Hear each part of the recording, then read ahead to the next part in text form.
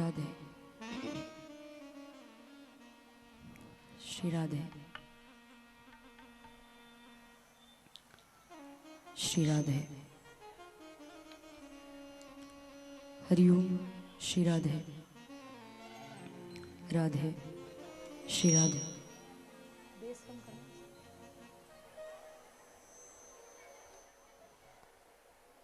हरिओम श्री राधे श्री राधे श्री राधे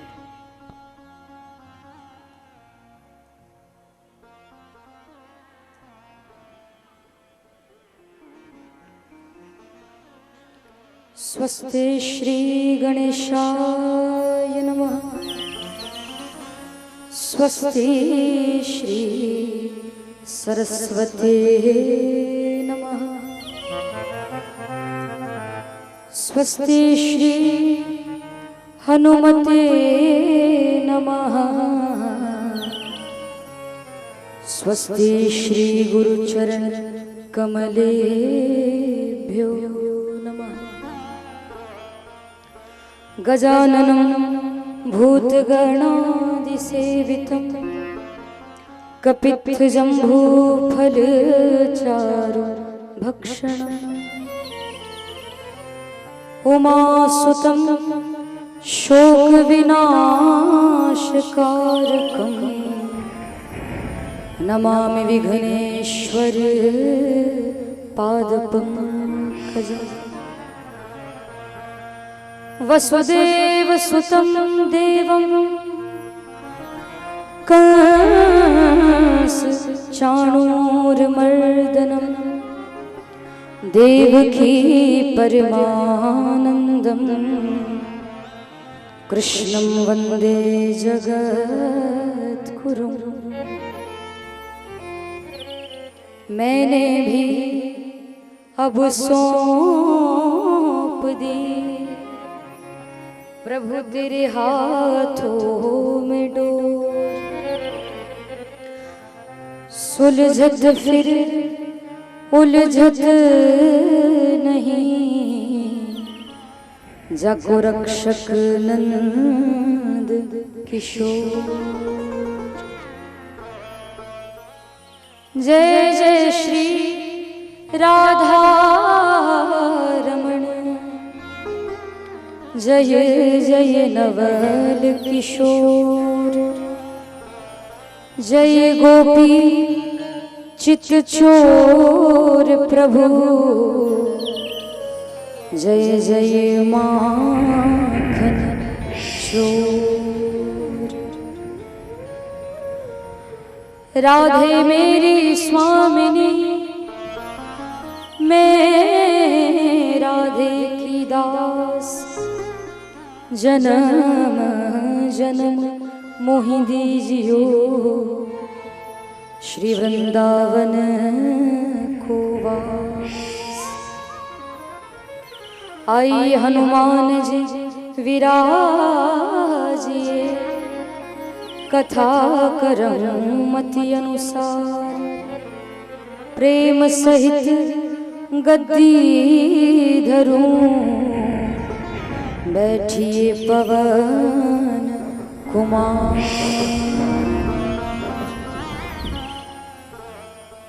बोली श्री हनुमान जी महाराज की, महाकालेश्वर भगवान की, बाके बिहारी लाल की, राधा रानी सरकार की, भागवत महापुराण की, दुर्गा माता की, गौ माता की, कामखेड़ा के हनुमान जी महाराज की, सब संतन की, सब भक्तन की, नमः पार्वती पते हर हर महादेव।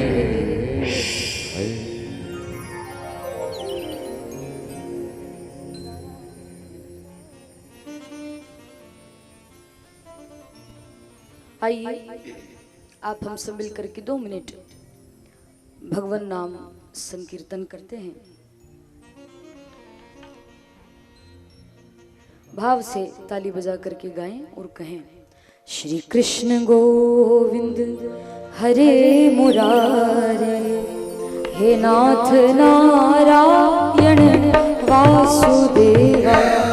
श्री कृष्ण गोविंद हरे मुरारी, हे नाथ नारायण वासुदेवा।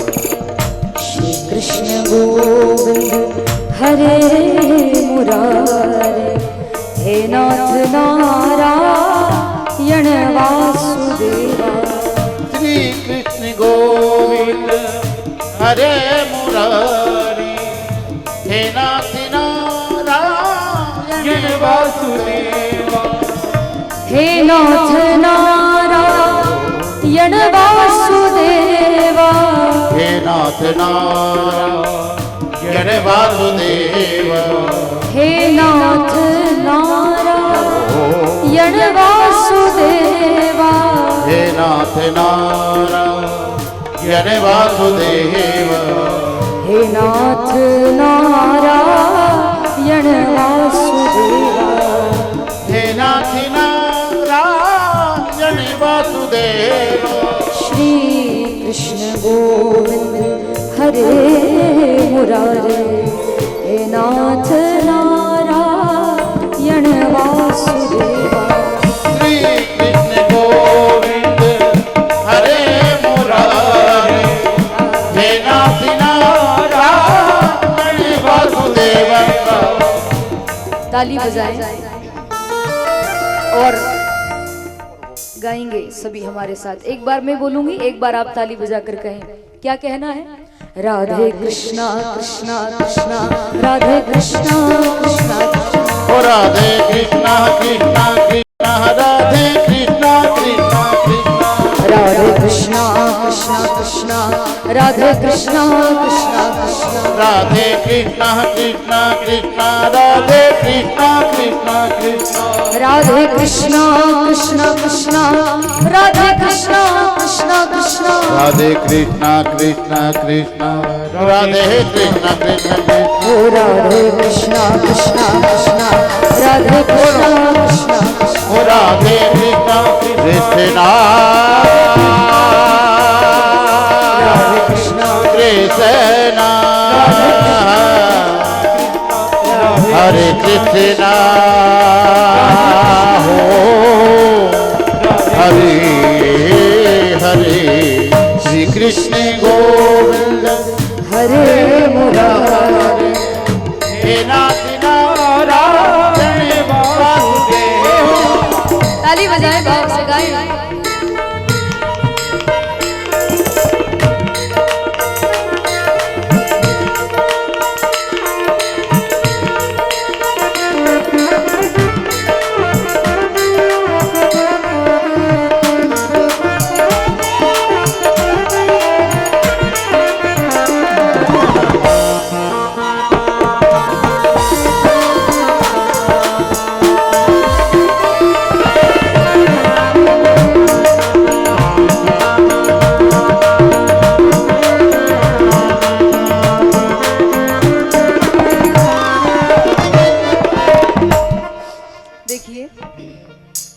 आज कथा का विश्राम दिवस है। आज के बाद कल से आपसे कोई नहीं कहेगा कि ताली बजाओ, कीर्तन गाओ या वो अटी देखो। हाँ, कोई नहीं कहेगा, है ना। जितना आनंद लेना है आज ले लीजिए। और ताली सब बजाएंगे, कीर्तन में ताली सभी बजाएंगे और सभी गाएंगे। आधे लोग तो बढ़िया ताली बजा रहे हैं, आधे लोग ऐसे बैठे जैसे प्रसाद के चक्कर में आए हैं। ताली जरूर बजाएं। 4 लाइनें मुझे याद आई। कहते हैं कि साजन की सजनी को सजना भी जरूरी है। साजन की सजनी को सजना भी जरूरी है।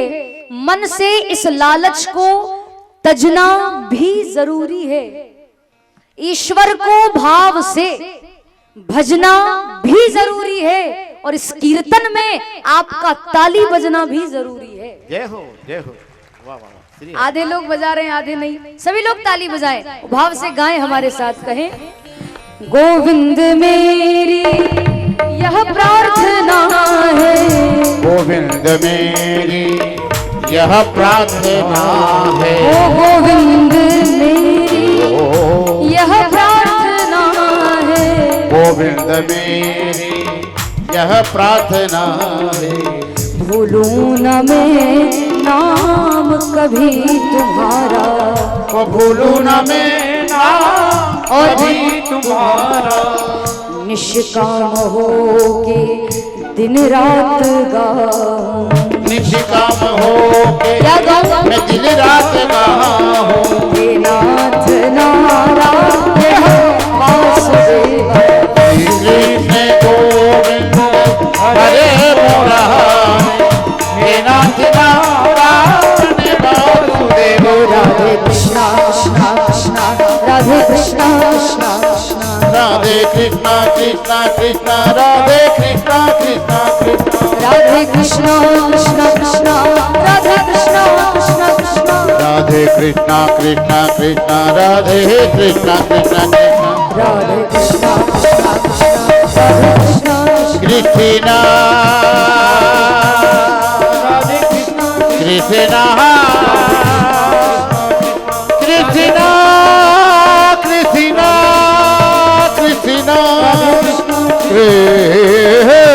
कृष्णा कृष्णा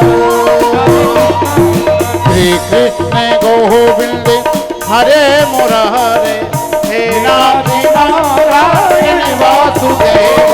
हे नाथ नारायण वासुदेवा, हे नाथ नारायण वासुदेव। हे नाथ नारायण वासुदेवा, हे नाथ नारायण वासुदेव। हे नाथ नारायण वासुदेव। हे नाथ नारायण वासुदेव। बोली गोपाल कृष्ण भगवान की।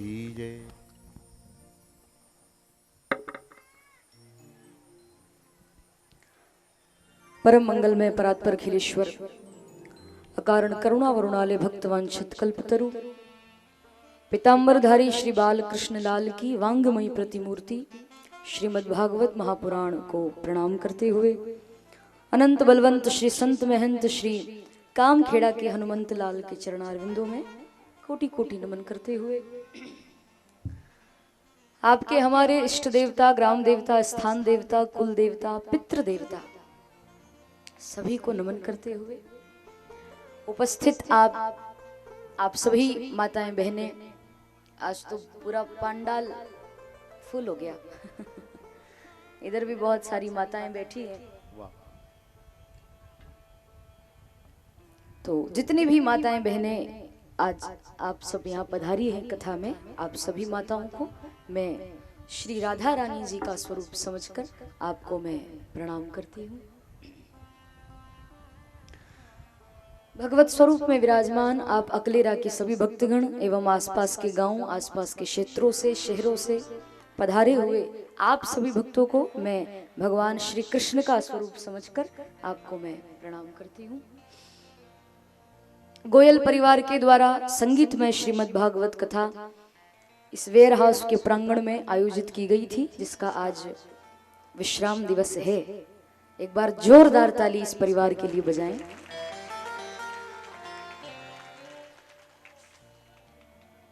और आज की कथा में आइए हम लोग प्रवेश करते हैं जल्दी जल्दी। बता दो कल कथा कहाँ छूटी थी? हाँ, रुक्मणी विवाह। माताएं, रुक्मणी विवाह। कल तो भगवान की अधूरी शादी हुई थी, केवल वरमाला हुई, कथा तो रह ही गई थी, भगवान आ गए थे। तो आइए प्रारंभ करते हैं वहीं से। बोली गोपाल कृष्ण भगवान की जय। रथ में से उतरकर भगवान आए दौड़ लगा करके कात्यायनी माँ के मंदिर में। रुक्मणी जी का हाथ पकड़ा और उनको भगा करके भगवान ले गए। ये तो कल आपने दर्शन किया इस दृश्य का। अपने रथ में रुक्मणी जी को बिठाया, भगवान खुद बैठे और रथ चला। किसी भी सैनिक को पता नहीं चला कि भगवान कब ले गए रुक्मणी जी को। 10,000 सैनिक थे, बहुत ज्यादा सैनिक। सबके सामने से भगवान उनको भगा कर ले गए। पर कोई तो भगवान के वस्त्र देखने में रह गया, कोई उनके कुंडल देखने में रह गया, कोई पीतांबर देखने में रह गया, कोई मुस्कुराहट देखने में रह गया। ध्यान ही नहीं गया। पर जब मंदिर की ओर नजर गई, मंदिर के अंदर देखा तो गर्भगृह में रुक्मणी जी नहीं थी अंदर। तब फिर सैनिकों ने देखा कि अरे रुक्मणी जी कहां गई। तो एक सैनिक बोला कि तुम सब तो उसको देखने में रह गए, वो सांवला सलोना सा आया था ले गया वो, तुम उसको देखने में ही रह गए। अब तो सैनिक दौड़ लगाने लगे रथ के पीछे पीछे भगवान के। रुक्मी को पता चला, वो भी आया दौड़ लगा करके, रुक्मणी जी का बड़ा भाई आकर के भगवान कृष्ण से युद्ध करने लगा। रुक्मी और भगवान का युद्ध हुआ। अपने रथ के चक्के से भगवान ने रुक्मी को बांध दिया, उसके हाथ पैर बांध दिए और उसको घसीटने लगे भगवान रथ से। पर भीष्मक राजा आए और भीष्मक राजा ने आकर के छुड़ाया कि बस बस प्रभु कितना मारोगे। रुक्मणी जी ने कहा बस बस ज्यादा मत मारो, मेरा भाई है, कैसा भी है पर है तो मेरा भाई, मत मारिए।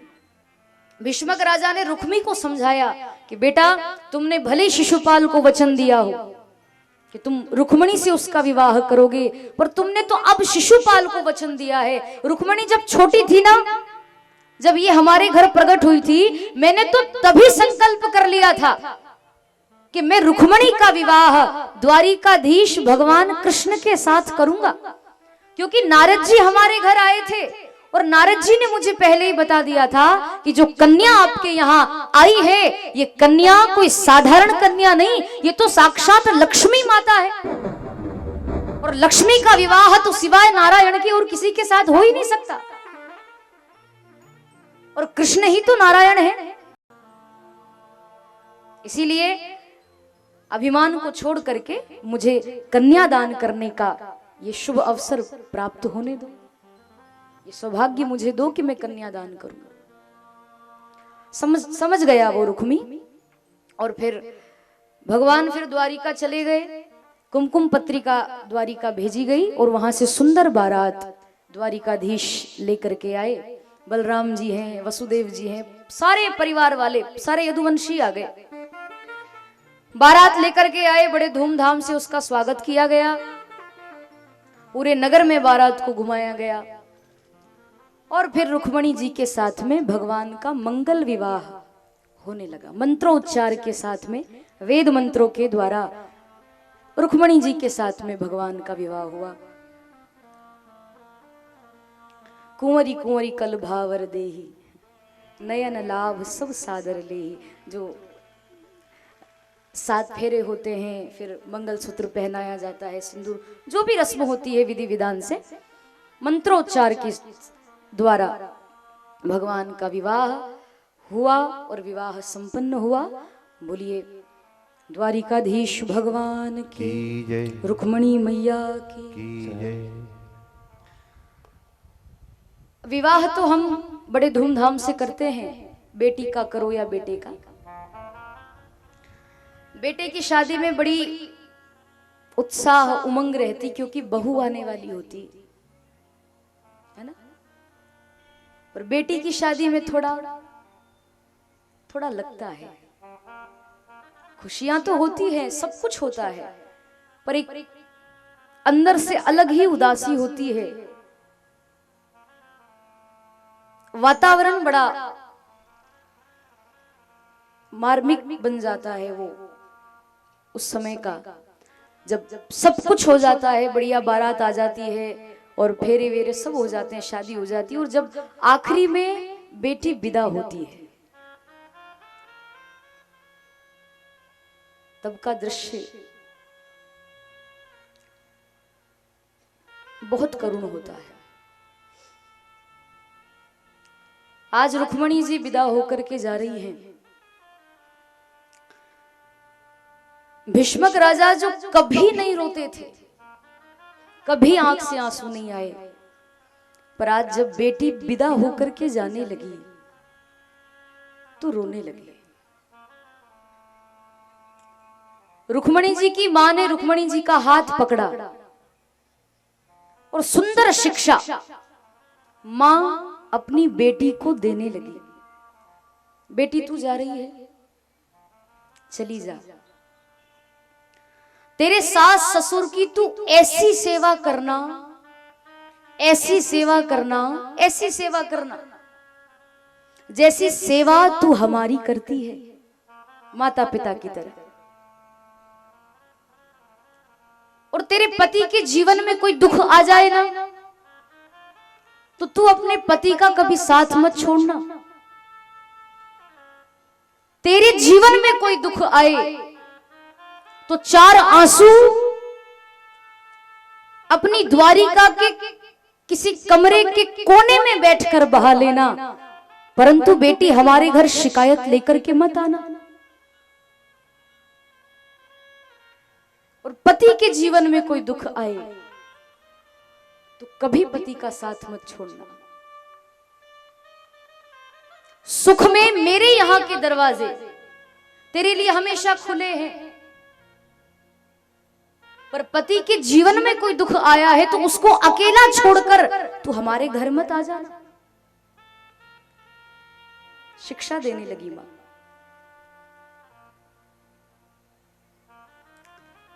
रुक्मणी जी की मां तो रो ही रही थी, रुक्मणी जी भी रो रही थी, पर रुक्मणी जी के जो पिता थे ना, भीष्मक राजा,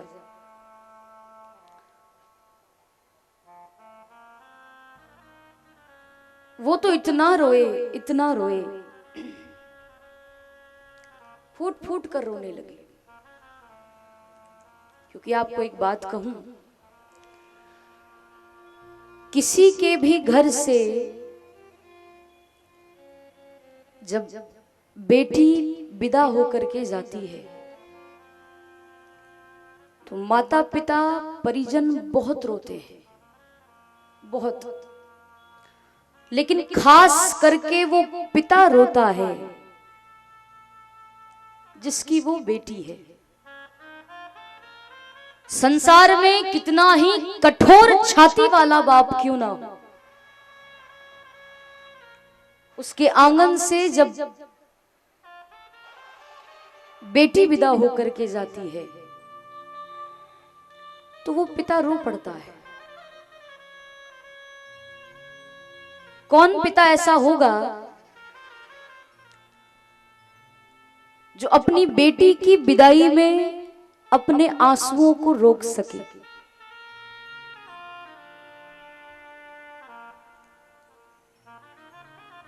रुक्मणी जी विदा होकर जाने लगी।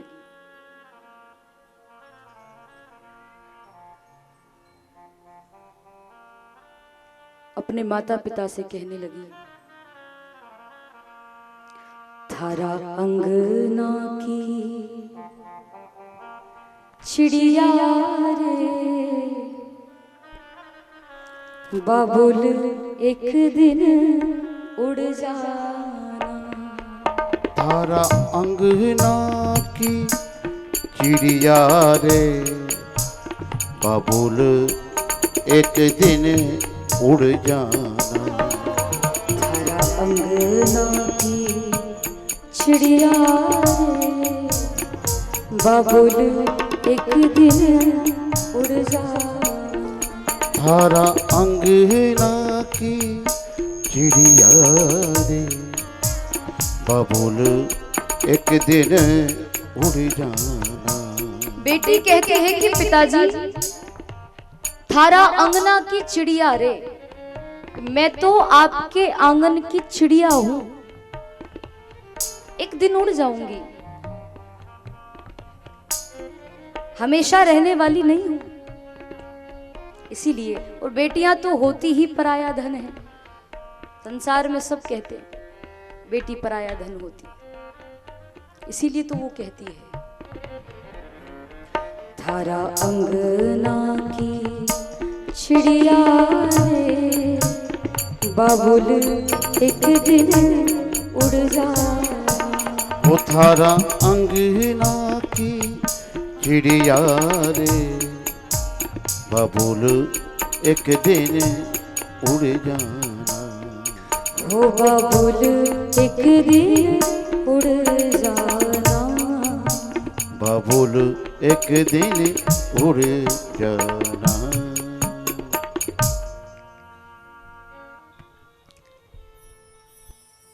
बेटी की विदाई बहुत करुण होती है। बेटी चाहे किसी अमीर व्यक्ति की हो या गरीब व्यक्ति की, परंतु बेटी तो बेटी होती है।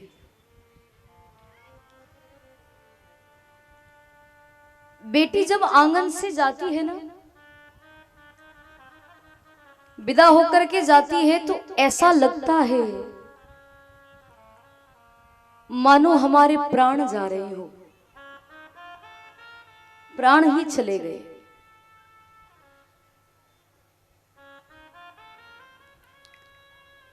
और इस संसार में सबसे बड़ा दान अगर कोई है तो वो कन्यादान है। सबसे बड़ा दान एक पिता अपने कलेजे के टुकड़े को सौंपता है, अपनी बेटी को देता है।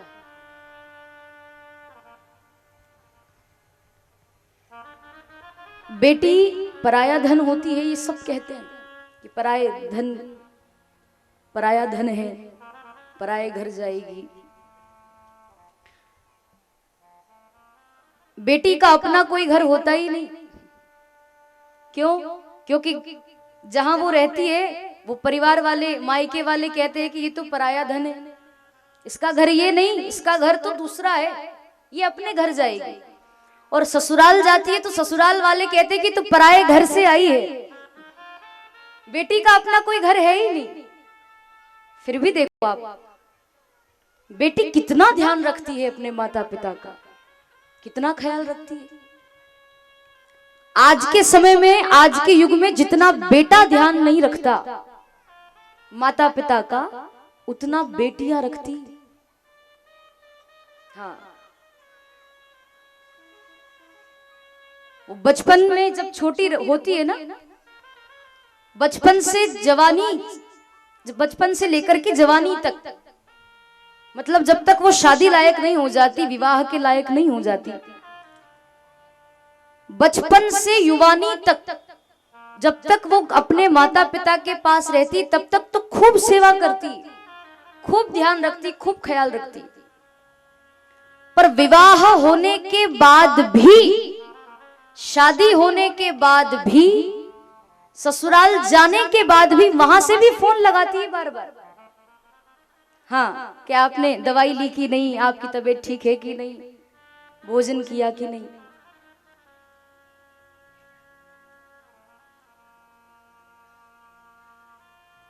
बचपने से युवानी तक जब तक उसका जीवन है,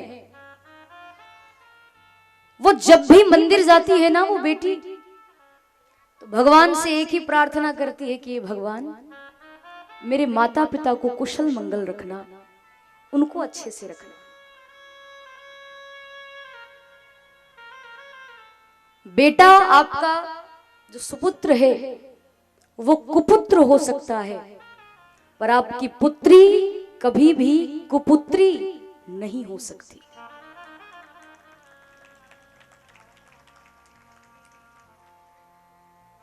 बेटियां हर घर में होनी चाहिए, एक बेटी तो सबके घर होनी चाहिए, ज्यादा नहीं तो। और जिनके 2, 3, 2, 4, 5 या जितनी भी बेटियां हो, वो लोग बड़े भाग्यशाली होते हैं। अपने आप को ऐसा नहीं समझना कि साहब हमारे यहाँ तो 4-5 लड़कियां हो गई, अब तो खर्चा बढ़ गया, अब शादी अलग करना पड़ेगी। देखो, बेटी जो होती है ना, वो अपने भाग्य का लेकर, अपने भाग्य को साथ लेकर आती है ना। बेन बेटी के भाग्य से ही तो मिलता है। क्या हो सकता है उन्हीं के भाग्य से हम लोग खा रहे हो? बेटी अपना भाग्य स्वयं खुद लेकर के आती। आपको उसकी टेंशन करने की जरूरत नहीं कि अब ये हो गई है तो इसकी शादी कैसे करेंगे, इतना खर्चा कैसे उठाएंगे। नहीं, परमात्मा अपने आप व्यवस्था करता है, क्योंकि वो तो लक्ष्मी का रूप है ना, कन्या तो लक्ष्मी का रूप होती। जिस घर में बेटी होती है, जिस घर में एक बेटी होती है, उस घर में भगवान निवास करते हैं, भगवान वास करते हैं। और जिस घर में बेटियां नहीं होती ना, जिस घर में एक भी बेटी नहीं होती, उस घर को नरक की तरह माना जाता है। हाँ, उदासी रहती है वहां, वीरान रहता है पूरा, बेटियों से चहल पहल रहती है घर में। आप खुद ही देखो, अभी कथा चल रही है, माताएं कथा चल रही है, आज आप बड़ी खुश हो रही होंगी। हाँ, क्योंकि 6 दिन से तो आपकी बुराई हो रही है, यहाँ की माताएं झगड़ा करती है कि ये करती है, बातें करती है, आज तारीफ हो रही, खुश हो गई। लेकिन आप सब जानते हैं, अभी आपके यहाँ कथा चल रही है ना, गोयल परिवार, आपके यहाँ सब बहन बेटियां आई है कथा में, सब आ गई, बहनें भतीजियां सब आ गई। अब कथा पूरी हो जाएगी, हम भी चले जाएंगे और ये सब भी अपने अपने घर चली जाएगी। आपको कितना बुरा लगेगा? घर सुना हो जाएगा कि नहीं? बेटियां घर में रहती है ना तो चहल पहल रहती, रौनक रहती। बेटी नहीं है तो कुछ नहीं है, बेटी तो होना चाहिए।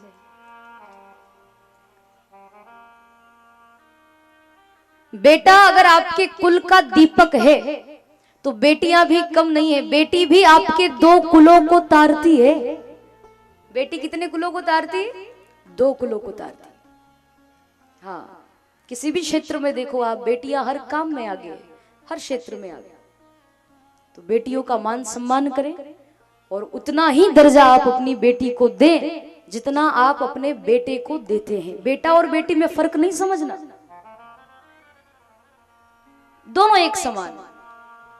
रुक्मणी जी विदा होकर के जाने लगी तो माता पिता से रो करके कहने लगी, मैं गुड़िया तेरे आंगन की, मैं गुड़िया तेरे आंगन की, मैं गुड़िया तेरे आंगन की, मैं गुड़िया। अब तो हुई मैं, अब तो हुई मैं, अब तो हुई मैं अपने साजन की, मैं गुड़िया तेरे आंगन की, मैं गुड़िया। अब तो हुई मैं, अब तो हुई मैं, अब तो हुई मैं अपने साजन की, मैं गुड़िया तेरे आंगन की, मैं गुड़िया।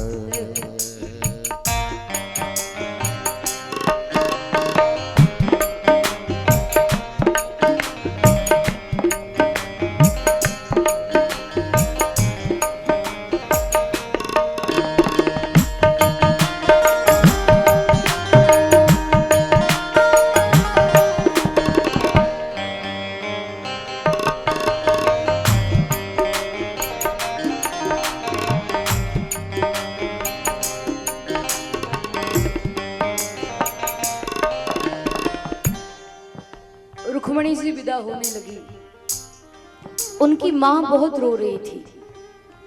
तो रुक्मणी जी ने अपनी मां का हाथ पकड़ा और बोली, ए मेरी मां तू क्यों रोती है, बेटी पराया धन होती है।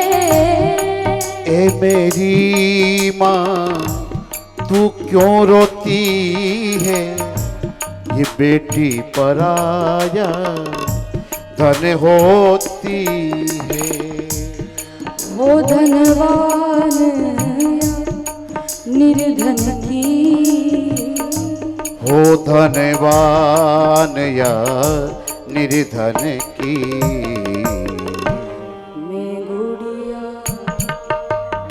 तेरे आंगन की मैं गुड़िया। अब तो हुई मैं, अब तो हुई मैं, अब तो हुई मैं अपने साजन की मैं गुड़िया तेरे आंगन की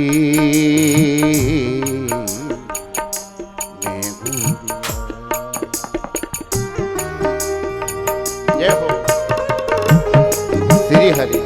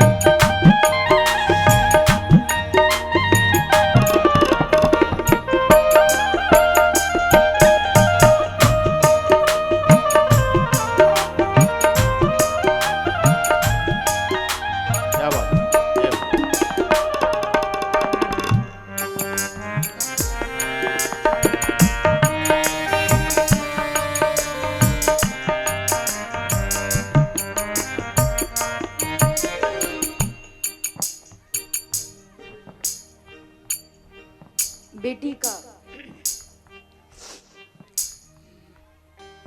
सबसे ज्यादा प्रेम अगर किसी से होता है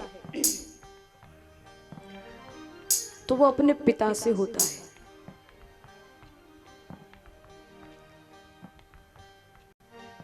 आप देखना, जब भी पिता काम पर से आते हैं ना,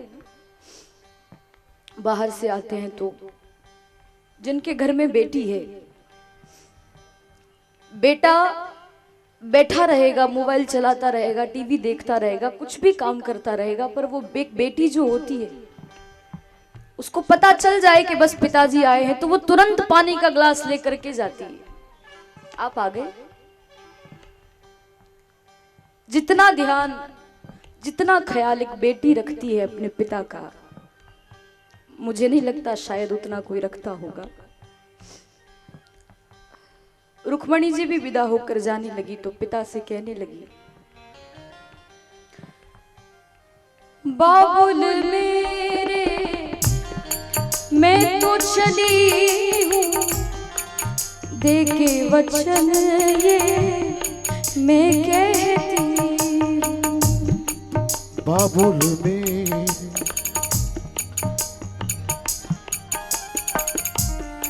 देखे वचन ये कहती। बाबुल मेरे मैं तो चली हूँ, देखे वचन ये मैं कहती। बाबुल मेरे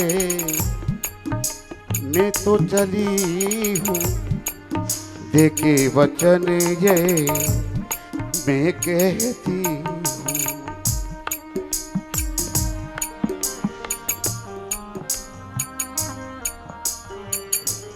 लाज रखूंगी तेरे आंगन की,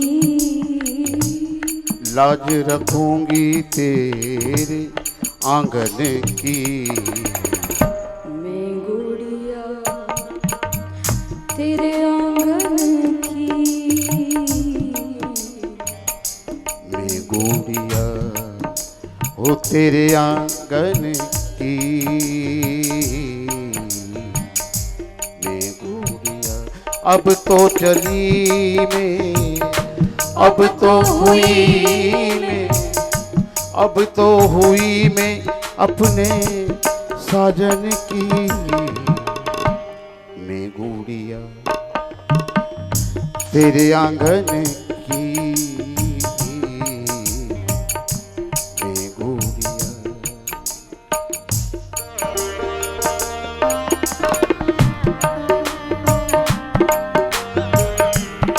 श्री हरि श्री हरि।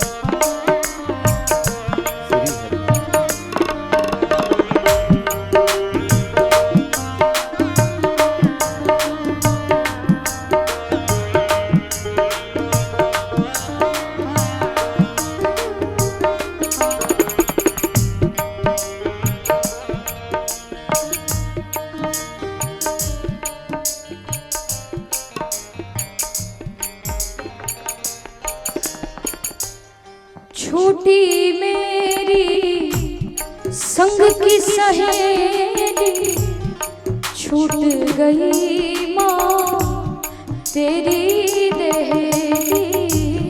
छूटी मेरी ये संग की सहेली, छूट गई माँ तेरी देहली। वो लाज रखूंगी तेरे आंचल की, लाज रखूंगी तेरे आंचल की। मैं गुड़िया तेरे आंगन की, मैं गुड़िया तेरे आंगन की। मैं गुड़िया हूँ, मैं गुड़िया हूँ, मैं गुड़िया।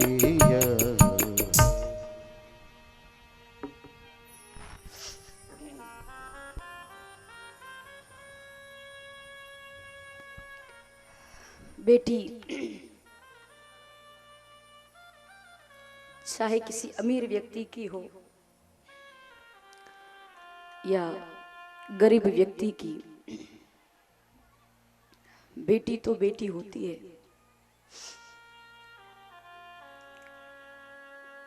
कई संसार के लालची लोग, धन के लालची लोग थोड़े से दहेज के कारण, थोड़े से धन के कारण अपनी बहू में आग लगा देते हैं, प्रताड़ित करते हैं, परेशान करते हैं।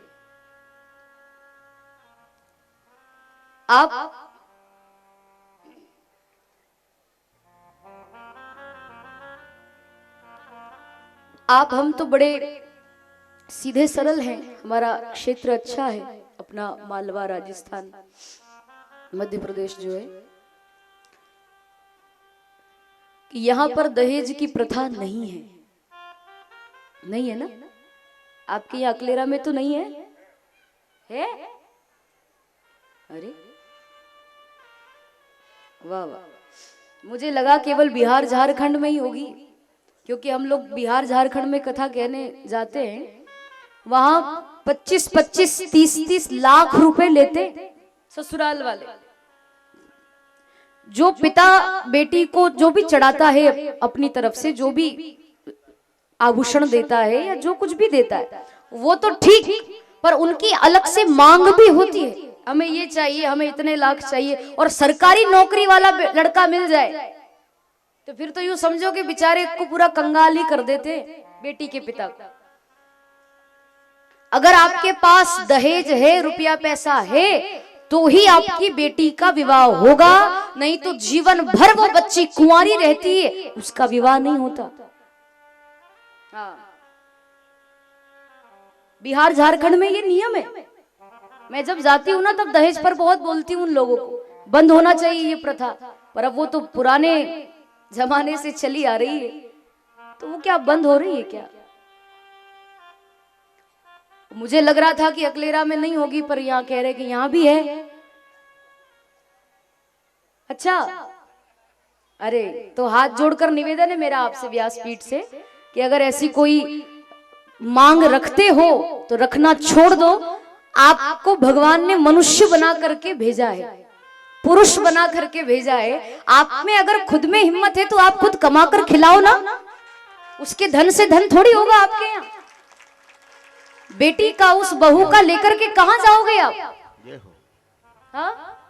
आपको परमात्मा ने इतना सक्षम बनाया है तो उसको खुद कमा करके खिलाओ, अपने दम पर सब कुछ वैभव हासिल करो, उसके यहाँ का नहीं लेना।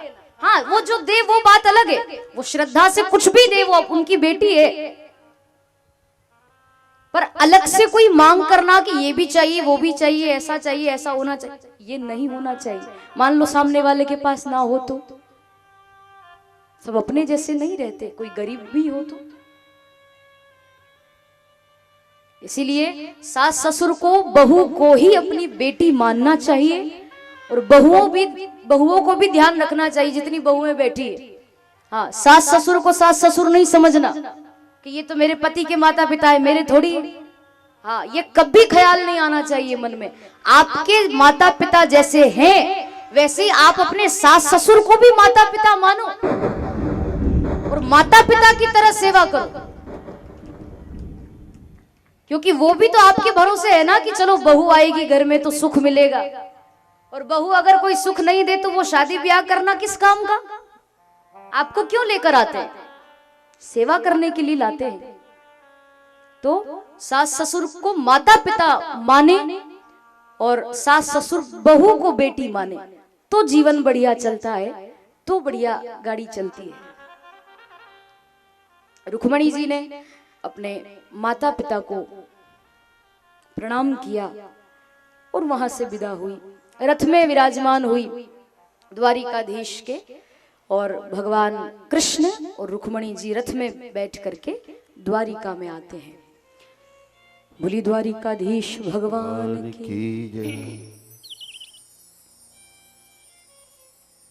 आए भगवान द्वारिका तो कुछ ही वर्षों के बाद में उनके यहाँ एक बालक ने जन्म लिया। रुक्मणी जी ने एक बालक को जन्म दिया जिनका नाम प्रद्युम्न रखा गया।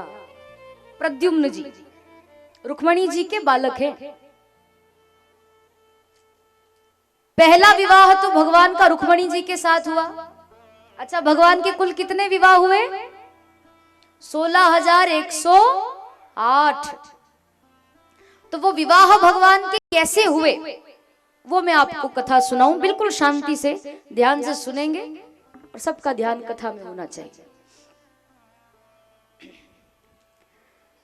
पहला विवाह तो रुक्मणी जी के साथ हुआ भगवान का, और भगवान का दूसरा विवाह जो हुआ वो जामवंत जी की बेटी जाम्बवती के साथ भगवान का दूसरा विवाह होता है।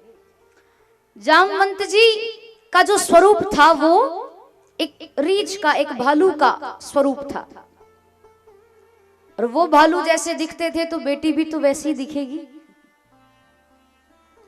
जैसे माता पिता वैसी बेटी। तो जब ये कथा सुखदेव जी ने परीक्षित जी को बताई कि दूसरा विवाह जाम्बवती के साथ हुआ, तो परीक्षित जी को आश्चर्य हुआ कि प्रभु गुरुदेव, ये भगवान ने एक भालू की बेटी के साथ विवाह क्यों किया? क्या कारण? जाम्बवंत जी की बेटी के साथ विवाह क्यों किया भगवान ने? क्या कारण है? कैसे हुआ विवाह? तो कथा आती है, बड़ी प्यारी कथा है कि एक सत्राजित नाम का राजा था। द्वारिका में सत्राजित नाम का राजा आया। सत्राजित राजा के पास एक मणि थी, उस मणि का नाम था स्यमंतक मणि, और उस मणि की ये खासियत थी कि 10 घंटे उस मणि की आप रोज पूजा करो तो 2 कुंटल सोना स्वर्ण वो मणि रोज आपको देगी। कितने कुंटल? 2 कुंटल सोना वो मणि रोज देती थी, 10 घंटे पूजा यदि नियम से करो तो। और वो मणि सत्राजित राजा के पास थी। अब उसने क्या किया कि उस मणि को लॉकेट की तरह गले में धारण कर लिया, लॉकेट की तरह पहन लिया। अब वो जहां कहीं भी जाता तो तुरंत गले में डाल करके चल देता। आज वो सत्राजित राजा आया भगवान की सभा में, सुधर्मा सभा में सत्राजित राजा आया और उसके गले में वो मणि चमक रही थी। अब भगवान को तो मालूम है कि ये स्यमंतक मणि है, 10 घंटे पूजा करो तो 2 कुंटल सोना देती। तो ऐसे ही हंसी मजाक में भगवान ने सत्राजित राजा से पूछा कि एक बात बताओ, तुम घर में कितने लोग रहते हो, कितने सदस्य हो? तो सत्राजित राजा बोला कि प्रभु एक मैं हूं, एक मेरी पत्नी है और एक मेरी छोटी बेटी है जिसका नाम है सत्यभामा, और एक मेरा छोटा भाई है जिसका नाम है प्रसेन। तो बस हम इतने ही लोग घर में रहते हैं, हम दोनों पति पत्नी, हमारी बेटी और मेरा छोटा भाई। कन्हैया बोले कि इतने कम लोग आप घर में रहते हो और इतना सोना देने वाली मणि आपके पास, आप इस सोने को क्या करोगे? इतना सोना कहां लेकर जाओगे?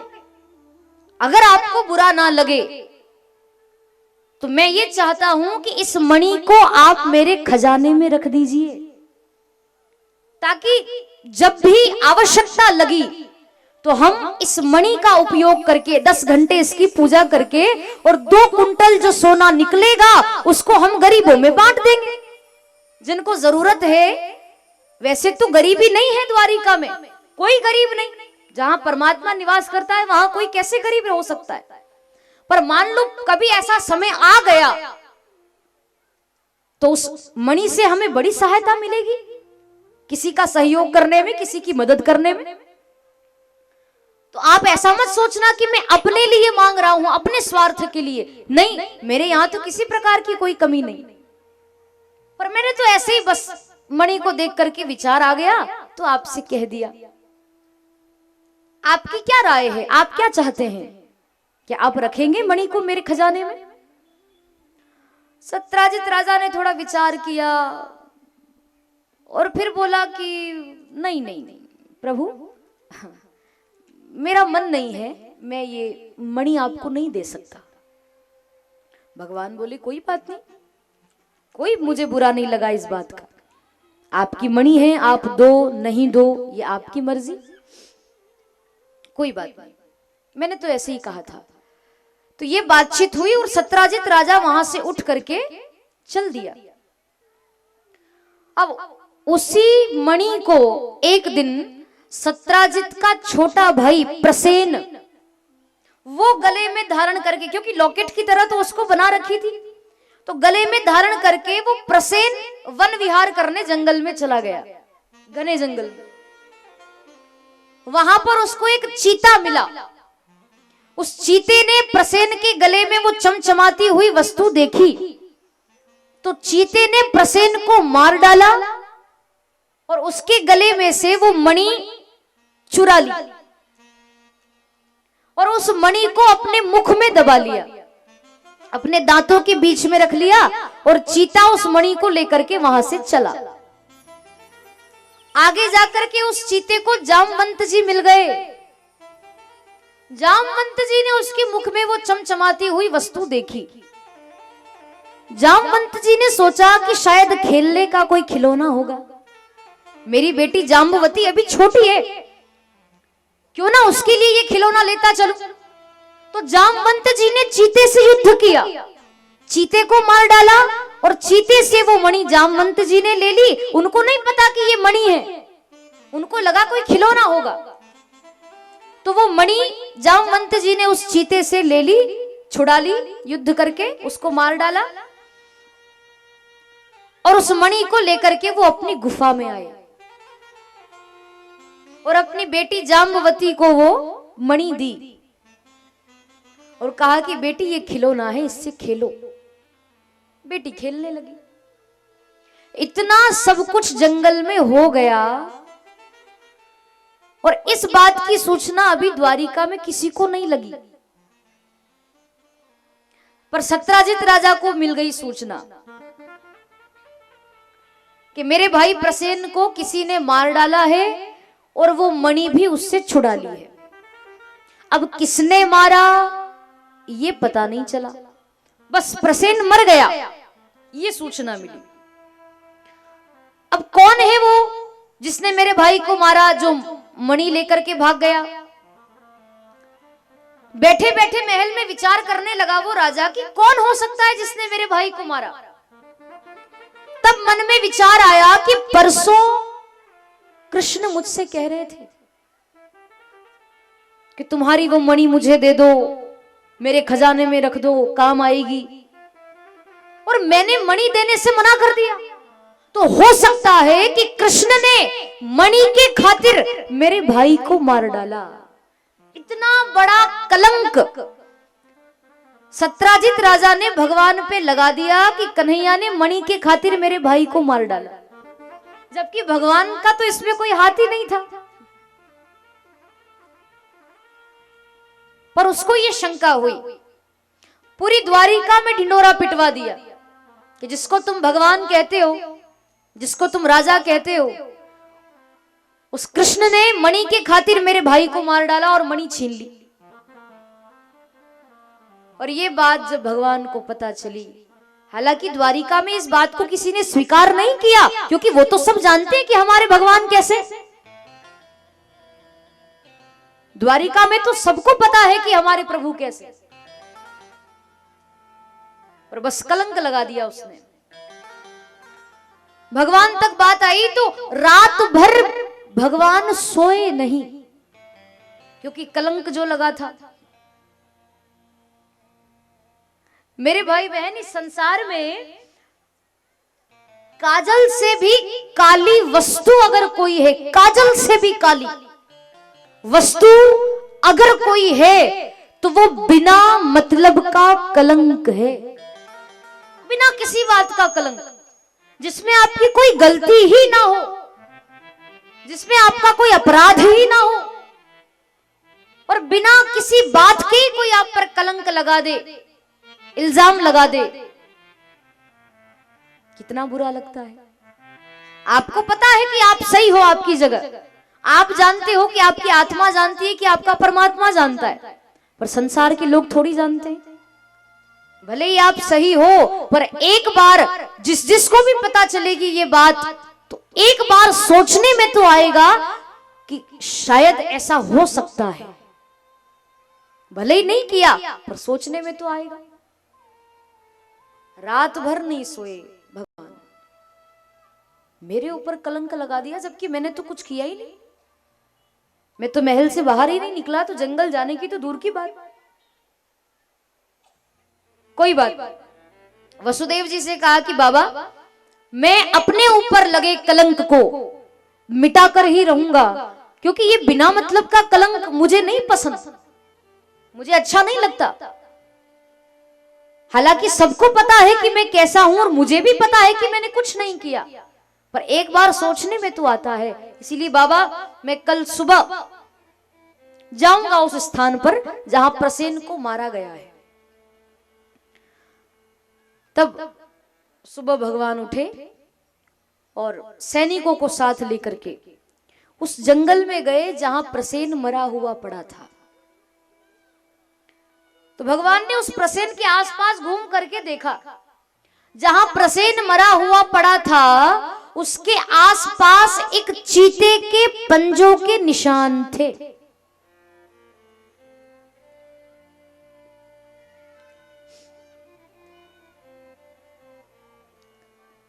बोली गोपाल कृष्ण भगवान की जय।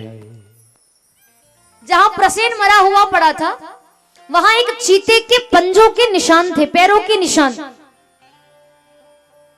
तो भगवान समझ गए कि प्रसेन को किसी चीते ने मारा है। निशान देखते देखते भगवान आगे गए, तो आगे जाकर के वो चीता मरा हुआ पड़ा था, और वहां एक रीछ के, एक भालू के पंजों के निशान, पैरों के निशान थे। भगवान समझ गए कि प्रसेन को चीते ने मारा और चीते को भालू ने मारा। और उस भालू के पैरों के निशान देखते देखते भगवान आगे बढ़े ना, तो जामवंत जी की गुफा में पहुंच गए, जहां अपनी बेटी को लेकर जामवंत जी बैठे थे। गुफा के अंदर बड़ा भारी अंधेरा, घोर अंधेरा था। भगवान ने सैनिकों से कहा, तुम बाहर खड़े रहो, मैं अभी आता हूं। अकेले गए भगवान अंदर, घोर अंधेरा। उस अंधेरे में भगवान का पीतांबर चमकने लगा, और पीतांबर चमकने लगा ना, तो जामवंत जी को लगा कि शायद कोई मुझ पर और मेरी बेटी पर हमला करने आया है। घने जंगल में कोई हम पर हमला करने आया, तो बेटी को और खुद को बचाने के चक्कर में जामवंत जी ने दौड़ लगाई, और उस गुफा के अंदर ही जामवंत जी और द्वारिकाधीश भगवान कृष्ण का युद्ध होने लगा। दोनों युद्ध करने लगे। भगवान ने जामवंत जी को बहुत मारा, इतना मारा, इतना मारा, इतना मारा, मार मार के उनको अधमरा कर दिया, मरने लायक छोड़ दिया। जामवंत जी बोले, बस बस प्रभु बस, कितना मारोगे अब। मैं समझ गया हूं प्रभु कि आप तो मेरे राम जी हो, आप ही तो राम जी हैं। मैं समझ गया, बस अब मत मारी। अच्छा, आपको पता है भगवान ने जामवंत जी के साथ युद्ध क्यों किया? क्योंकि ये जामवंत जी की इच्छा थी। आपको बताऊं, मैं छोटी सी कथा है, बता ही दूं, नहीं तो बात समझ में नहीं आएगी। त्रेता युग की बात है, रावण का भगवान ने वध किया, विभीषण जी को राजा बना दिया, जानकी जी को लेकर के आए और पुष्पक विमान में भगवान बैठ करके अयोध्या वापस जा रहे थे। सारी वानरी सेना को भगवान ने देखा और जाते जाते सब वानरों से कहा कि आपने जानकी जी को ढूंढने में मेरी बड़ी सहायता की है, मेरा बड़ा सहयोग किया, आपके बिना ये कार्य असंभव था। तो आपको जो मांगना है, जिसको जो मांगना है वो वरदान आप मांग सकते हैं, मैं आप जो मांगोगे वो वरदान देने के लिए तैयार हूं। क्या मांगना चाहते हो मांग लो। तो किसी ने प्रेम मांगा, किसी ने भक्ति मांगी, किसी ने ज्ञान मांगा, किसी ने वैराग्य मांगा, किसी ने चरणों में प्रीति मांगी। सबने अपना अपना भाव, अपना अपना वरदान मांगा। जामवंत जी की बारी आई मांगने की कि आप भी मांग लीजिए कुछ। जामवंत जी बोले कि प्रभु वैसे तो कोई इच्छा नहीं है मेरी मांगने की, पर अगर देना ही चाहते हो तो एक वरदान दे दो। क्या वरदान? क्या मेरी एक इच्छा पूरी कर दो आप। कैसी इच्छा? कि प्रभु रावण की सेना में मेरे समान बलवान, मेरे समान योद्धा, मेरे समान कोई वीर मुझे दिखाई नहीं दिया। जितनी शक्ति मेरे अंदर है, जितना बल मेरे अंदर है, मेरे समान बल वाला, शक्ति वाला कोई भी राक्षस मुझे ऐसा दिखाई नहीं दिया जिससे मैं युद्ध कर सकूं। और शक्तिशाली था पर वो रावण था और उसको तो आप मारने वाले थे। अगर मैं उसको मार देता तो फिर आप किसको मारते? तो वो तो मैंने आपके लिए उसको छोड़ दिया। पर प्रभु एक बात बताऊं, मैंने युद्ध भी किया थोड़ा बहुत, पर अभी तक मेरी बाजुओं की खुजली नहीं मिटी। युद्ध तो किया पर मेरे समान बलवान मुझे रावण की सेना में तो कोई दिखाई नहीं दिया और मेरे बाजुओं की खुजली भी नहीं मिटी। तो मैं ये चाहता हूं कि आप मुझसे युद्ध करो, मैं भी तो देखूं मेरे राम जी में कितनी शक्ति है, मैं भी तो देखूं राम जी के अंदर कितनी ताकत है। प्रभु आप तो बड़े ताकतवर हैं, बड़े शक्तिशाली हैं, आप मुझसे युद्ध कर लो, मेरे बाजुओं की खुजली मिटा दो, बस मुझे युद्ध करने की इच्छा है। बढ़िया जबरदस्त युद्ध हो जाए हम दोनों के बीच, मैं भी तो देखूं आप में कितनी ताकत है। तो उस समय राम जी ने मना कर दिया युद्ध करने से। क्यों? क्योंकि भगवान मर्यादा पुरुषोत्तम थे, मर्यादा में रहकर सारी लीलाएं की, और ये युद्ध करना वो भी अपने भक्त से, ये तो मर्यादा का उल्लंघन है ना। तो राम जी ने कहा कि देखो जामवंत जी, आपकी इच्छा को मैं अभी त्रेता युग में पूर्ण नहीं कर सकता, क्योंकि अभी मैं मर्यादा पुरुषोत्तम बन करके आया। भला भक्त और भगवान का युद्ध कैसे हो सकता है? लोग कलंक लगा देंगे, लोग बदनाम कर देंगे, कुछ भी कह देंगे। इसीलिए आपकी जो इच्छा है युद्ध करने की, वो अभी त्रेता में नहीं, वो इच्छा मैं आपकी द्वापर युग में पूर्ण करूंगा। जब मैं कृष्ण बन करके आऊंगा तब मैं आपसे युद्ध करूंगा, और तब आप देख लेना कि मुझ में कितनी शक्ति है, मुझ में कितनी ताकत, तब देखना आप। तो उस समय सबको वरदान दिया, पर जामवंत जी को भगवान ने जो त्रेता में वरदान मांगा, जो इच्छा थी, जो अभिलाषा थी, वो इच्छा जामवंत जी की द्वापर में पूर्ण की। तभी तो भगवान गुफा में अकेले आए, आते तो सैनिकों के साथ भी आ सकते थे, पर नहीं। भगवान की हर लीला के पीछे कोई ना कोई कारण है। हो सकता है ये मणि की लीला भी भगवान ने जामवंत जी से युद्ध करने के लिए की हो। तो जामवंत जी से युद्ध किया वो कहने लगे कि बस बस प्रभु बस, आपने मेरे त्रेता युग की इच्छा को पूर्ण कर दिया, आपके साथ युद्ध करना था, मैंने कर लिया और मैं समझ गया कि प्रभु आप बहुत शक्तिशाली हैं, आप बहुत ताकतवर हैं, आपसे बड़ा योद्धा, आपसे बड़ा वीर संसार में कोई नहीं हुआ, अब मैं जान गया हूं, अब बस अब मत मारो। कन्हैया बोले कि आपके बाजुओं की खुजली मिट्टी की नहीं। जामवंत जी बोले वो तो ऐसी मिट्टी है, ऐसी मिट्टी कि अब आइंदा ऐसी खुजली होगी ही नहीं। हाँ। पर प्रभु ये बताओ कि आप इस घने जंगल में क्या कर रहे हो? तो भगवान ने वो कहा कि क्या बताऊं आपको। वो मणि वाली पूरी कथा सुना दी। राजा के पास एक मणि थी तो उसके भाई ने पहन ली और चीते ने उसको मार दिया और उसी चीते को आपने मारा और वो मणि लेकर के आप गुफा में आ गए, जिसको खिलौना समझकर आपने आपकी बेटी को दिया है और वो भी उस खिलौने से खेल रही है। वो कोई खिलौना नहीं, अरे जामवंत जी वो तो स्यमंतक मणि है, उसकी 10 घंटे पूजा करो तो 2 कुंटल सोना देती। और इस मणि के खातिर सत्राजित राजा ने मुझ पर कलंक लगा दिया है, उस कलंक को मिटाने के लिए मैं जंगल में आया हूं। तो आप ये मणि मुझे दे दो ताकि मैं जाकर उसको वो मणि वापस कर दूं और अपने ऊपर लगे हुए कलंक को मिटा दूं। जामवंत जी बोले ठीक है प्रभु, ये मणि आप लेकर जाएं, लेकिन मेरी एक इच्छा और है। क्या? कि आप जब मणि ले ही रहे हो तो प्रभु मैं तो अब जंगल में जाकर आपका भजन करना चाहता हूं। अभी तक मैं ठीक से भजन नहीं कर पाया क्योंकि मेरी बेटी मेरे साथ में थी। अगर मैं जंगल में चला जाऊं भजन करने तो इसका ख्याल कौन रखे, इसका ध्यान कौन रखे? तो प्रभु इसके कारण मैं अभी तक आपका भजन नहीं कर पाया। आपसे निवेदन है कि मणि के साथ साथ आप मेरी बेटी को भी अपनी पत्नी के रूप में स्वीकार कर लो ताकि इसको आप साथ ले जाओ, तब मैं चिंता मुक्त होकर के आपका भजन कर सकूं। अब तो मुझे केवल भजन करना है, जंगल में आपकी तपस्या करनी है। तो जामवंत जी ने जाम्बवती के हाथों में वो मणि रखी और जाम्बवती का हाथ भगवान के हाथों में रखा मणि सहित, और जामवंत जी ने ही मंत्र पढ़ दिए और दूसरा विवाह भगवान का उस गुफा में जामवंत जी की बेटी जाम्बवती के साथ में हुआ। दूसरा विवाह। जाम्बवती को और मणि को लेकर भगवान द्वारिका आए। जामवंत जी तो जंगल में तपस्या करने चले गए।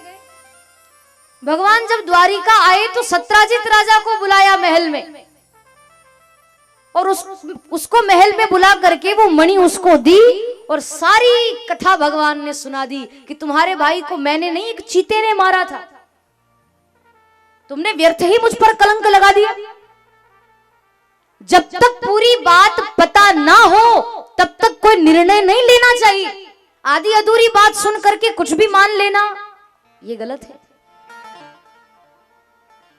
पूरी बात तो सुना करो। सत्राजित राजा को जब सारी बातें पता चली तो उसको बड़ा बड़ा पश्चाताप होने लगा कि मैंने बहुत बड़ी गलती कर दी, भगवान पर कलंक लगा दिया। क्षमा मांगने लगा, प्रभु मुझे क्षमा कर दीजिए, मुझसे बहुत बड़ी भूल हुई। भगवान ने कहा कोई बात नहीं, ये मणि ले जाओ। पर सत्राजित राजा मणि लेकर गया, फिर भी उसको रात भर नींद नहीं आई कि मैंने ये क्या कर दिया, मैंने भगवान पर कलंक लगा दिया। कैसे पश्चाताप करूं, इस बात का प्रायश्चित कैसे करूं? भले ही कन्हैया ने मुझे क्षमा कर दिया हो पर मुझे अभी भी संतुष्टि नहीं मिली, क्या किया जाए? तब सत्राजित राजा ने विचार किया और अगले दिन अपनी बेटी सत्यभामा को लेकर के वो भगवान की सभा में आया।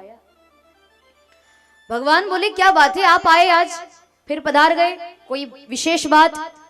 सत्राजित राजा बोला कि प्रभु मैंने आप पर बहुत बड़ा कलंक लगाया था जिसका मुझे आज भी प्रायश्चित है और जीवन भर उसका पश्चाताप रहेगा कि मुझसे बहुत बड़ी भूल हो गई और आपने मुझे क्षमा भी कर दिया, पर मेरे मन को अभी तक संतुष्टि नहीं मिली। अपने मन की संतुष्टि के लिए मैं ये चाहता हूं कि आप मेरी जो बेटी है ना सत्यभामा, आप मेरी बेटी को अपनी पत्नी के रूप में अगर स्वीकार कर लो तो मैं समझूंगा कि असल रूप में आपने मुझे क्षमा कर दिया है और मेरा प्रायश्चित भी हो गया है। मेरी बेटी को स्वीकार कर लीजिए। और प्रभु बेटी के साथ साथ मणि भी स्वीकार कर लो, अब मैं इसको लेकर क्या करूं? भगवान बोले देखो बेटी तो स्वीकार कर लूंगा पर मणि को हाथ भी नहीं लगाऊंगा, क्योंकि मणि के खातिर ही मुझ पर कलंक लगाए। हाँ, अब ये मणि मुझे नहीं चाहिए, तुम ही लेकर जाओ। सत्राजित राजा सत्यभामा जी को लेकर के तो आए ही थे। उन्होंने सत्यभामा जी का हाथ भगवान के हाथों में रखा, सत्राजित राजा ने ही मंत्र पढ़ दिए और तीसरा विवाह भगवान का सत्यभामा जी के साथ में हुआ। तीसरा विवाह सत्यभामा जी के साथ संपन्न हुआ। और सत्राजित राजा प्रसन्न होकर के वहां से जाने लगा तो भगवान ने कहा अच्छा सुनो, मेरे मन में एक बात आई है। बोले क्या बात, कैसी बात? भगवान बोले कि अगर तुम सच में प्रायश्चित करना चाहते हो, बेटी तो तुमने मुझे सौंप दी अपनी, पर अगर सच में तुम प्रायश्चित करना चाहते हो तो एक काम करो, क्या कि ये मणि तो तुम लेकर जाओ, रोज 10 घंटे इसकी पूजा करना और 2 कुंटल सोना जो ये मणि तुम्हें दे, उस सोने को मेरे खजाने में ला करके रख देना, ये तुम्हारी सजा होगी। हाँ, पूजा तुम करोगे, सोना हम लेंगे। मणि लेकर जाओ, 10 घंटे रोज पूजा करना, 2 कुंटल सोना मेरे खजाने में लाके रख देना, जीवन भर तुम्हारा ये प्रायश्चित होगा, ये सजा होगी। सत्राजित राजा बोला बस जैसी आपकी इच्छा प्रभु, आपने तो मेरी बेटी स्वीकार कर ली, इससे बड़ी बात मेरे लिए और कुछ नहीं हो सकती। 3 विवाह ऐसे हुए। चौथा विवाह भगवान का हुआ कि एक बार अर्जुन के रथ में बैठ करके भगवान वन विहार कर रहे थे। अर्जुन रथ को चला रहे थे और भगवान रथ में बैठे थे। एक सरोवर के किनारे से रथ निकलकर जा रहा था। अर्जुन को प्यास लगी तो अर्जुन ने वो रथ रोका एक छांव में और भगवान से कहा कि प्रभु आप यहाँ विराजमान रहिए, मैं अभी जल पी करके आता हूं, बड़ी प्यास लगी है। भगवान ने कहा ठीक है। सरोवर में जल पीने के लिए गए अर्जुन, तो देखते क्या है, उसी सरोवर के किनारे समाधि लगा करके, ध्यान लगा करके एक सांवली सलोनी सी स्त्री, एक सुंदर सी देवी आंख बंद करके वहां बैठी हुई थी। ओम नमो भगवते वासुदेवाय इस महामंत्र का जाप कर रही थी। अर्जुन ने देखा कि अरे दिखने में तो बड़ी सुंदर लगती है, थोड़ी सांवली जरूर है पर बड़ी सुंदर है, और ये ध्यान मग्न बैठी है, मतलब कोई ना कोई बात जरूर है। तो अर्जुन ने उनसे पूछा कि सुनिए आपका नाम क्या है, और आप ऐसे ध्यान मग्न बैठी है, इस मंत्र का जाप कर रही है, ओम नमो भगवते वासुदेवाय, तो कोई विशेष कारण है? कौन है आप, क्या नाम है आप? तो उन्होंने कहा कि मेरा नाम कालिंदी है। मेरा असली नाम तो कालिंदी है, पर लोग मुझे यमुना महारानी कहते हैं। मैं सूर्य पुत्री हूं, यमराज की बहन हूं, और सुनो मैं ध्यान लगाकर इसीलिए बैठी हूं क्योंकि वो जो द्वारिकाधीश है ना कृष्ण, मैं ना उनको पति रूप में पाना चाहती हूं, उनसे मुझे विवाह करना है, शादी करना है। तो मैं इसी आस में बैठी हूं कि मैं इस मंत्र का जाप कर रही हूं, क्या पता भगवान आ जाए, मुझसे विवाह कर ले, मुझे स्वीकार कर ले। अर्जुन बोले लो कर लो बात। अरे जिसके लिए आप तपस्या कर रही हो, जिसको आप पाना चाहती हो, वो तो मेरे रथ में बैठे हैं। नेकी और पूछ पूछ, और वो भी कहावत है ना, बगल में छोरा और गांव में डिंडोरा। जिनको आप पाना चाहती हो वो तो मेरे रथ में बैठे। अच्छा आपके रथ में बैठे तो मुझे वहां ले चलिए ना, यमुना महारानी कहने लगी। तब अर्जुन ने यमुना महारानी का हाथ पकड़ा, भगवान के रथ के पास लेकर के आए, यमुना जी का हाथ भगवान के हाथों में रखा, अर्जुन ने ही मंत्र पढ़ दिए और वहीं खड़े खड़े चौथा विवाह भगवान का यमुना महारानी के साथ हो गया। बोली यमुना महारानी की जय। 4 विवाह भगवान के हुए, अभी तो और विवाह बाकी है, हम लोग सुनेंगे। उसके पूर्व आइए एक बड़ा प्यारा भजन, सभी लोग जिसमें नाचेंगे। आज तो नाचना ही नाचना है। हाँ, आज के बाद कल से कोई नहीं कहेगा कि नाचो। खूब नाचिए, खूब आनंद लीजिए कथा का और मेरे साथ गाएं। हो मेरे नैना लड़ गए, हो मेरे नैना लड़ गए, मेरे नैना लड़ गए, ओ मेरे नैना लड़ गए, हो मेरे नैना लड़ गए, हो मेरे नैना लड़ गए, मेरे नैना लड़ गए, मेरे नैना लड़ गए। बाके बिहारी से, बाके बिहारी से, ओ कुंज बिहारी से, कुंज बिहारी से, रास बिहारी से,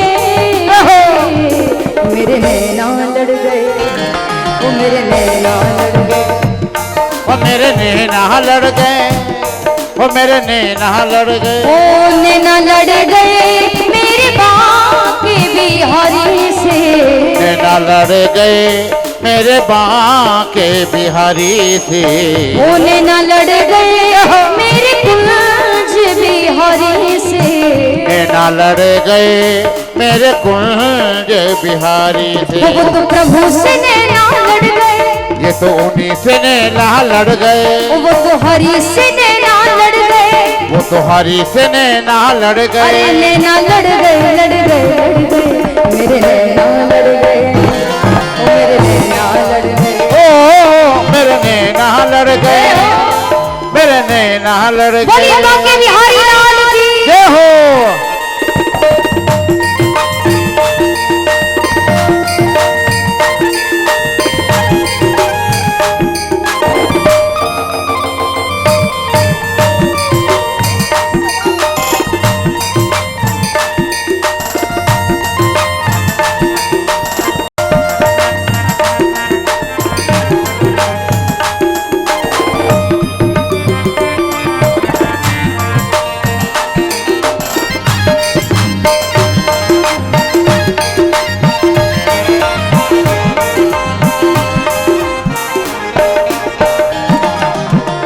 छवि देखी ऐसी वृंदावन, छवि देखी ऐसी वृंदावन, प्यारो रसिया मेरे मन भावन, प्यारो रसिया मेरे मन भावन। वो तो उन्हीं से नैना लड़ गए, ये तो उन्हीं से नैना लड़ गए, वो तो प्रभु से नैना लड़ गए, ये तो प्रभु से नैना लड़ गए, नैना लड़ गए, लड़ गए, लड़ गए, मेरे नैना लड़ गए, मेरे नैना लड़ गए, मेरे नैना लड़ गए, मेरे नैना लड़ गए। बाके बिहारी से, बाके बिहारी से, कुंज बिहारी से, कुंज बिहारी से, रास बिहारी से, मेरे नैना लड़ गए, मेरे नैना लड़ गए, मेरे नैना लड़ गए, मेरे नैना लड़ ये हो, गए। ताली बजाएं बाबू।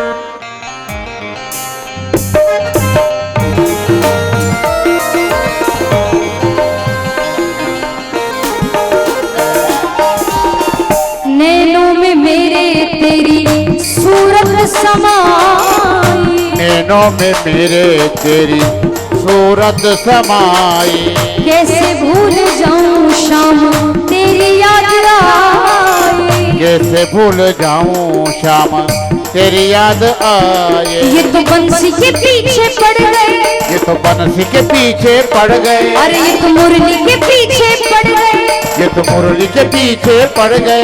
ये तो पड़ गए, पड़ गए, पड़ गए, मेरे नैना लड़ गए, मेरे नैना लड़ गए, मेरे नैना लड़ गए, हो मेरे नैना लड़ गए, हो मेरे नैना लड़ गए, मेरे नैना लड़ गए, नैना लड़ गए मेरे बांके बिहारी से, नैना लड़ गए मेरे बांके बिहारी से, नैना लड़ गए मेरे कुंज बिहारी से, नैना लड़ गए मेरे कुंज बिहारी से। वो तो प्रभु से नैना लड़ गए, वो तो प्रभु से नैना लड़ गए, हो हरि से नैना लड़ गए, वो तो हरि से नैना लड़ गए, नैना लड़ गए, लड़ गए मेरे नैना लड़ गए, मेरे नैना लड़ गए, मेरे नैना लड़ गए, मेरे नैना ले हो लड़ गए। बोली वृंदावन बिहारी लाल की। ए हो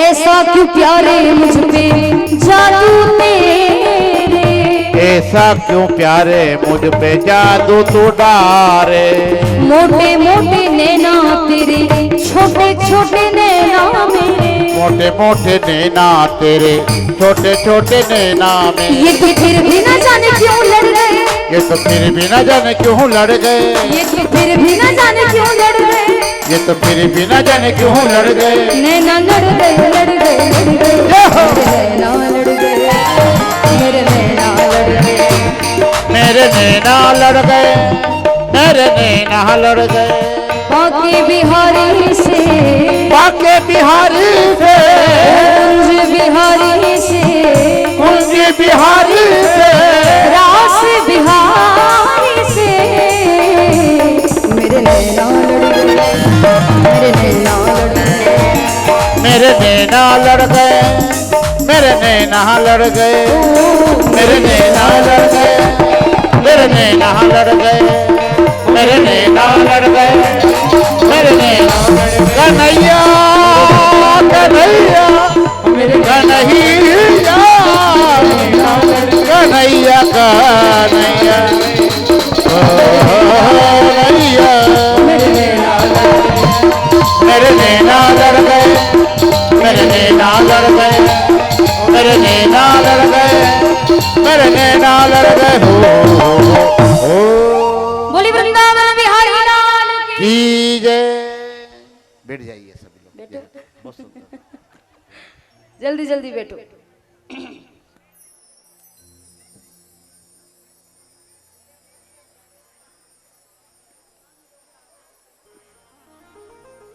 जल्दी जल्दी बैठ जाइए।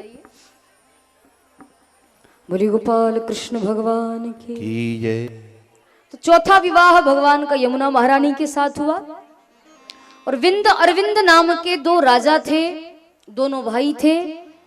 उनकी बहन मित्र वृंदा, उनका विवाह भगवान के साथ हुआ। ये भगवान का 5वां विवाह हुआ। नग्नजीत नाम का राजा, उसकी बेटी नग्नजीती का विवाह हुआ भगवान से। वो भी भगवान का 6ठा विवाह हुआ। एक भद्रा नाम की कन्या थी, उनके साथ विवाह करते हैं, वो भगवान का 7वां विवाह था। एक लक्ष्मणा नाम की कन्या थी, उनके साथ भगवान ने विवाह किया, वो भगवान का 8वां विवाह था। गिन लिए? हाँ, हो गए 8। चलो, तो 8 विवाह तो ऐसे हुए और 16,100 विवाह भगवान के बाद में हुए थे। 8 पहले हो गए थे, 16,100 बाद में हुए विवाह। वो कैसे हुए कि एक भौमासुर नाम का राजा था, भूमि से उत्पन्न हुआ था, इसीलिए उसका नाम भौमासुर पड़ गया। उसके पास इतनी शक्तियां थी, इतना बल था, उस बल का उसने दुरुपयोग किया। बड़े बड़े राजाओं के यहां जाता, राजघरानों में, और बड़ी बड़ी सुंदर सुंदर राजकुमारियों को चुरा करके लाता। राजघराने की राजकुमारियों को चुरा करके लाता और ला करके अपने यहाँ जो कारागार बना हुआ था उस कारागार में उनको बंद कर देता। कारागार में उन राजकुमारियों को बंद कर देता और उसने ये संकल्प कर लिया कि 20,000 राजकुमारियां हो जाएंगी तब इनके साथ एक साथ विवाह करूंगा, एक साथ विवाह करूंगा इनसे जब ये 20,000 हो जाएंगे। तो अभी तक केवल 16,100 रानियां हुई थी। हाँ सब अटे देखो। हाँ अच्छा 5 मिनट की आप सूचना सुन लीजिए। हाँ विश्वकर्मा जी, मेरा इको कम करना थोड़ा, कि ये भक्त जो आए हैं सनावत से आए हैं, थनावत है ना, थनावत पास में, वहाँ ये भागवत करवाना चाहते हैं। तो ये चाहते हैं कि दीदी को कुछ भेंट यहाँ देना चाहते हैं। सभी लोग मंच पे आ जाए 2 मिनट के लिए। हाँ, और आपको एक खुशखबरी दे देता हूँ कि 1 फरवरी से 7 फरवरी थनावत में भागवत होगी। ताली बजाइए जोरदार। मुझे पता नहीं था कि इस क्षेत्र में इतने बढ़िया भक्त हैं कि वो ये इतने जिद पर अड़े हैं कि नहीं महाराज जी 1 तारीख से तो होना ही चाहिए, है ना। तो हमने कहीं की कथा आगे बढ़ाई, हमारी कथा फिक्स थी। तो वहाँ से हमारे सभी मीना समाज, मीना परिवार के और सभी समाज के, है ना, थनावत के सभी भक्त वहाँ भागवत कराना चाहते हैं। तो ये संकल्प लेने आए हैं। तो उसमें आप, अच्छा कौन कौन आएगा उस कथा में, हाथ खड़ा करिए। अच्छा एक बार सभी आएंगे, अरे वाह वाह वाह। तो वहाँ थनावत में 1 फरवरी से, जैसे कल 1 जनवरी है, 1 महीने बाद 1 फरवरी से 7 फरवरी वहाँ दीदी माँ की विशाल भागवत होगी। उस संकल्प के लिए यहाँ आए हैं। तो जय हो।